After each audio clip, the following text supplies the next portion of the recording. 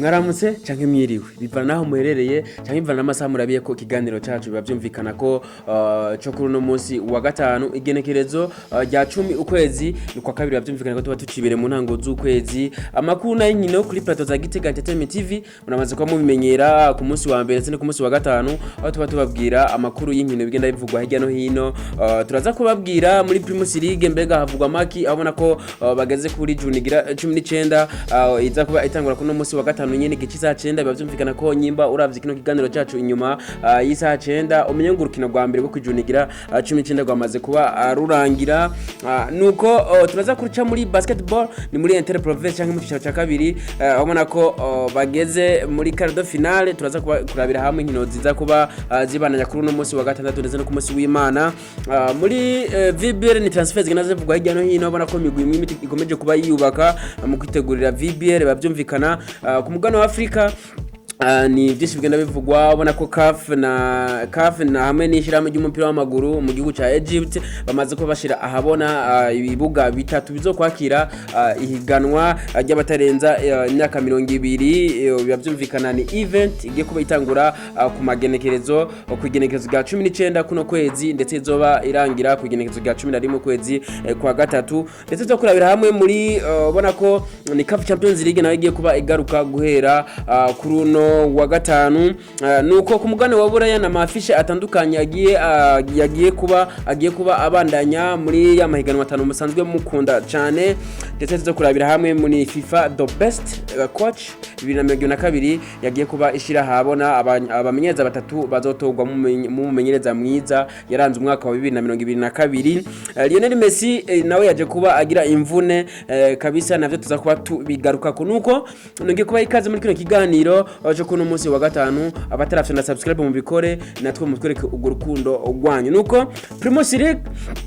kundwigira 19 Magara Young Boys zakuba iri mu kibuga gikisaha 9 kuri stade urunani ndetse no mugwi wa Olympic Star gikisaha 9 bavyumvikana yuko nyiburavye kino kiganiro nyuma y'amasaha umenye kuri kino gwaje kuba arurangira ni Magara Young Boys kabisa iriko iravyitwaramo neza ubona ko mu nkino nka munani ziheruze ubona ko imaze kuba itsindamo zitanu inganya zibiri tsindwa urukino rwonyene rumwe uboneka yuko Magara Young Boys kabisa inyuma yo kuronka umumenyereza mushasha ndetse ubona ko ari ekipe ubona ko ibandanye isinyanira n'amasezerano abafatanya bikogwa ubona ko bagenda nabo bitwara neza kabisa uno mugwi Magara Young Boys ushobora kuza ukaboneka neza ubona ko uri mu kibanza kimeze neza mu kibanza cindwi ubona ko muri Primus League kabisa ihagaze neza nuko kuno munsi wa gatandatu biraboneka yuko kuri stade urumuri ni mu ntara ya Ruyigi ni Tigre Noir zoba yakiriye no mugwi wa Buno Sport Dynamic igihe cy'isaha 9 nyene Intestar zoba yakiriye no mugwi Rukinzo kuri stade urunani Top Junior izoba yakiriye no mugwa Bujumbura City kuri nkuru za Peace Park Complex bibavyumvikana ndetse kuno munsi kuno w'Imana Vitaro na Aigle izoba yakiriye uno mugwi Vitaro zoba yakiriye no mugwi wa Aigle Noir gikisaha 9 kuri stade Gatwaro urukinagone ruzoba rumeze neza kabisa na Flambeau du Centre mu ntara Gitega izoba yakiriye no mugwi wa Musongati FC ni derby yo mu ntara Gitega ndetse ni derby ivugisha abatari bake muri no higanwa rya Primus League ubona ko bimeze neza kabisa ari urukino ruba rurindiranywe igishika urukino gutabirwa n'abatari bake novuga yuko mvuze yuko ari urukino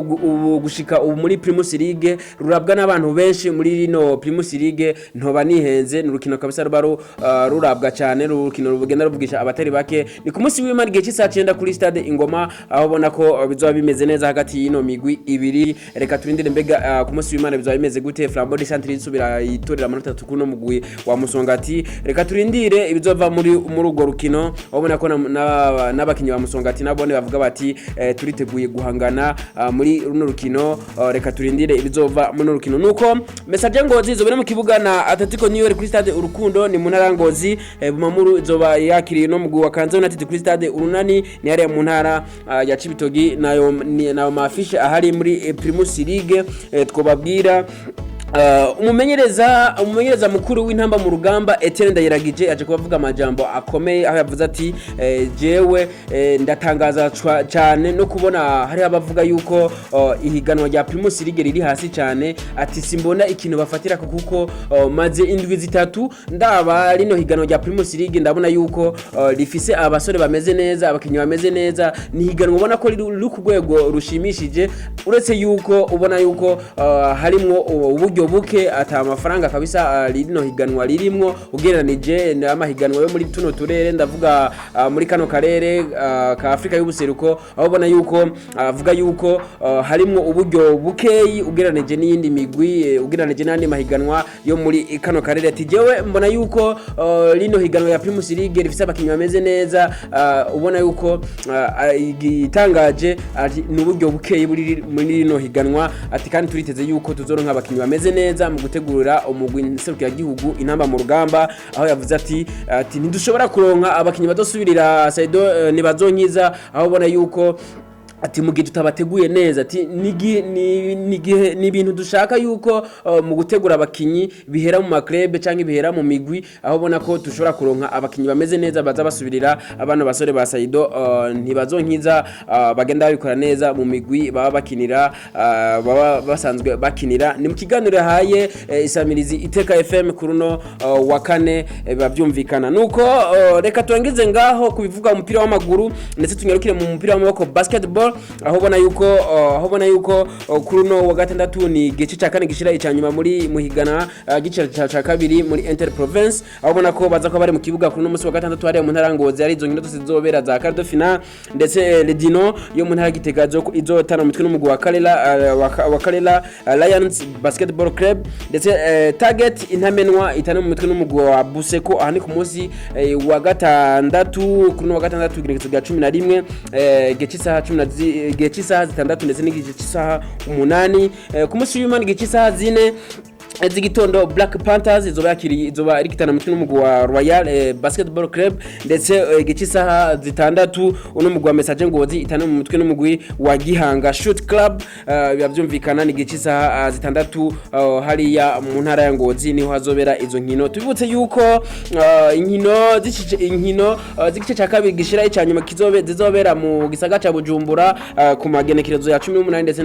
n'igenekerezo rya 19 kuno kwezi nyene biba byumvikana nuko Nganafia Sokambi uno mukinyi akinira mu guseruka igihugu ca Republique Centrafricaine yaje kuba nawe asinya amasezerano mu mugwi wa Lemesha Basketball Club mu kwitegurira ino higanwa rya VB rigiye kuba ritangura Jonathan Banza Kasongo uno numukinyi akinira mu guseruka igihugu ca RDC canke igihugu giharanira demokrasi ya Kongo nawe yamaze kuba asinya amasezerano nuno mugwi wa Tigers Basketball Club yo mu ntara Makamba mu kwitegurira mumva ko imigwi ikomeza kuba yitegura neza muri rino higanwa rya Basketball Club ya Viva Basketball League nuko ku mugabane wa Afrika ni CAF Champions League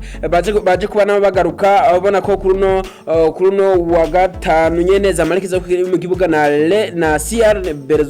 Belouizdad za kuri mu kibuga ndetse na Raja Casablanca za kuri mu kibuga na Vipers gice saha 3 z'ijoro muri kuno wa gatatu naho umugwi nka Esperance de Tunis zoba iri mu kibuga na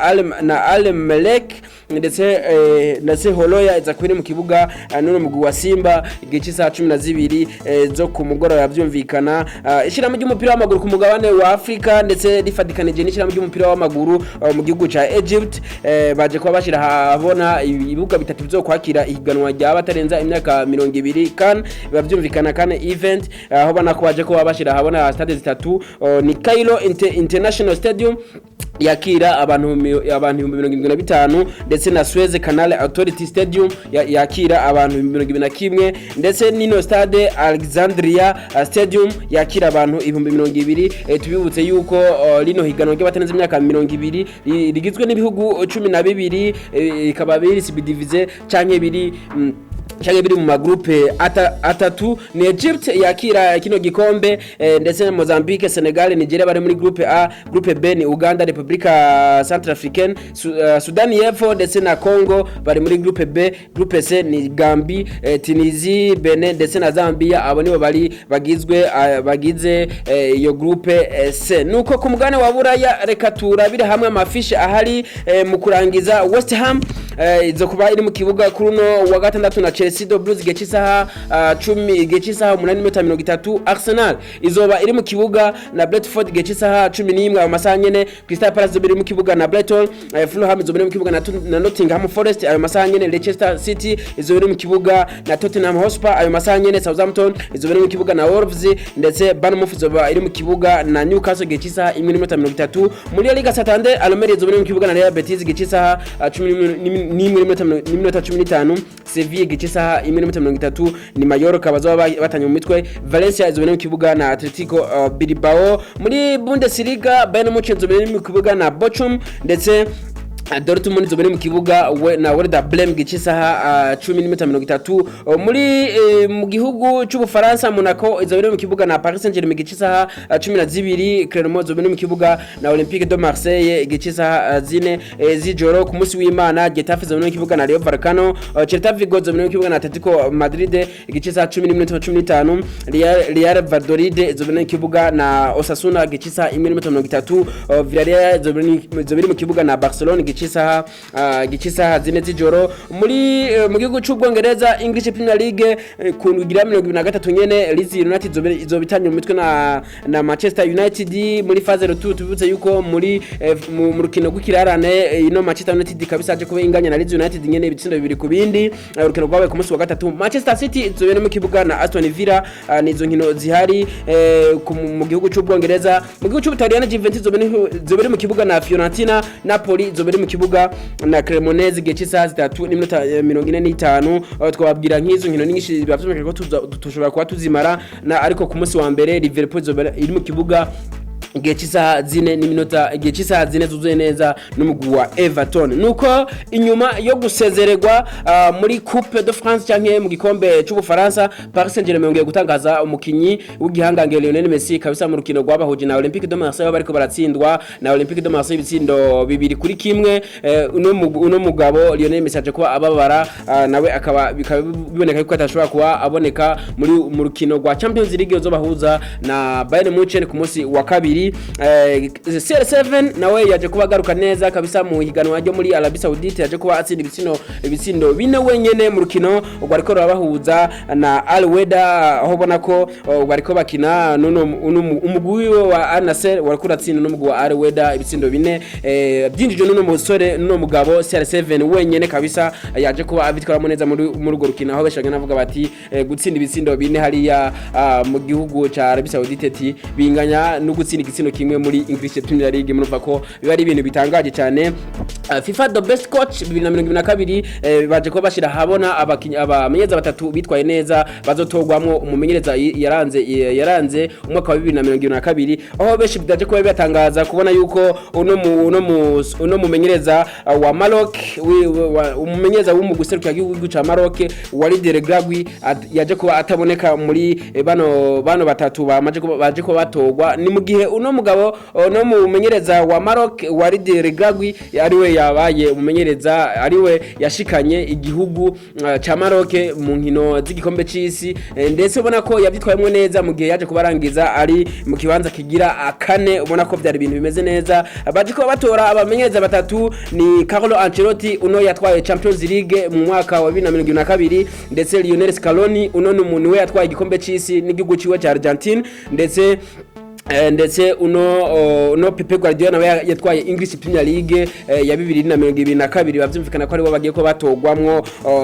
ko batogwamwo umumenyereza yigenjeje neza. Ni mu gihe Didier Deschamps yakinye urukino rwa nyuma final na nuno mugabo Lionel Scaloni n'igihugu ciwe ca Argentine, ndetse uno Didier Deschamps nawe amenyereza igihugu cy'Ubufaransa, ariko nawe akaba ataje kubaboneka muri bano batatu baje ko batogwa n'igihugu n'ishirahamwe ry'umupira w'amaguru kw'isi FIFA bazoto azogwamo umumenyereza yigenjeje neza mu mwaka wa 2022 murumva yuko ari ibintu bitangaje cyane kubona tutaje kuba dutangamwo uno munyafrika uno amenyereza igihugu ca Maroc Walid Regragui yarangije igikombe c'isi ari mu kibanza ca kane ndetse Didier Deschamps yakinye urukino yakinye finale n'igihugu ciwe c'Ubufaransa nuko reka nabashimye cyane mwese mwabanye nanje ndabashimye cyane mwese dasiba kutwereka urukundo nizeye yuko mugiye guba mufite na subscribe nizere yuko ibyimbo byanyu tugiye kuba tubisanga muri commentaire bitwereka yuko muri kumwe natwe twizere yuko tugiye kuba duhurira mu biganiro byacu bya hanyuma ciao ciao